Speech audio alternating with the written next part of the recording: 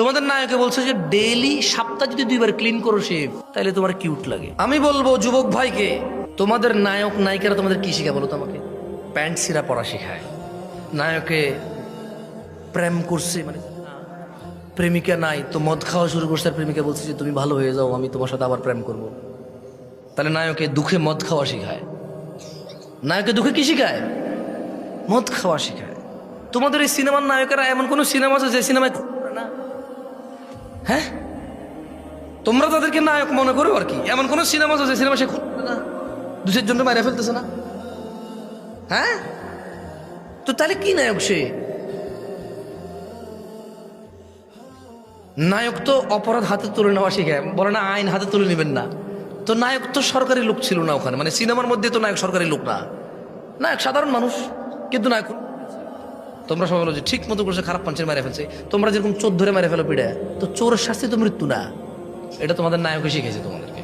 তোমাদের নায়কে বলছে যে ডেইলি সপ্তাহে যদি 2 বার ক্লিন করো শেভ, তাহলে তোমার কিউট লাগে, স্মার্ট লাগে, নাইস লাগে, ফ্যান্টাস্টিক, বিউটিফুল, অ্যামেজিং লাগে তোমার। এটা কে শিখেছে বলো? নায়কে শিখেছে। নায়ক বলছে যে চিরুনি যেভাবে চুলটুল আঁচড়ায় দেখতেছে যে হ্যাঁ শেভ করছে আর ভালো লাগে। তোমার নায়কে শিখেছে, এটা অন্য কোনো মানুষ শেখায় নাই। তো তোমার নায়ক তোমার কি শিখায় আসলে? ভাই আমার, মুনাফিকের ফাঁদে পা দিও না। তারা চায় তোমরা নেশায় মত্ত হয়ে তোমরা তোমাদের জীবনটাকে জাহান্নামে উজাড় করে দাও। তারা চায় তোমরা শয়তানের পা দিয়ে তোমরা আল্লাহ দ্রোহিতায় মেতে থাকো, রাসূল দ্রোহিতায় মেতে থাকো। তারা সেটা চায়।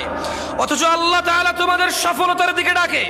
তিনি বলে, ইয়া আইয়ুহাল্লাযীনা আমানু, ও তোমরা যারা ঈমান এনেছো রবের প্রতি, ইন্নামাল খামরু ওয়াল মাইসির, নিশ্চয় মদ ও জুয়া, ওয়াল আনসাব ওয়াল আজলাম রিজসুম মিন আমালিশ শাইতান ফাজতানিবুহু লাআল্লাকুম তুফলিহুন। ও ঈমানদাররা, এটা কে বলে? কে বলে? বলে যে ও ঈমানদাররা, তোমরা মদ, জুয়া, মূর্তি পূজার ব্যাধি ও ভাগ্য নির্ণয় করার শর্ত কেবল ঘৃণার বস্তু তোমাদের জন্য। শয়তানের কাজ, শয়তানের কাজ।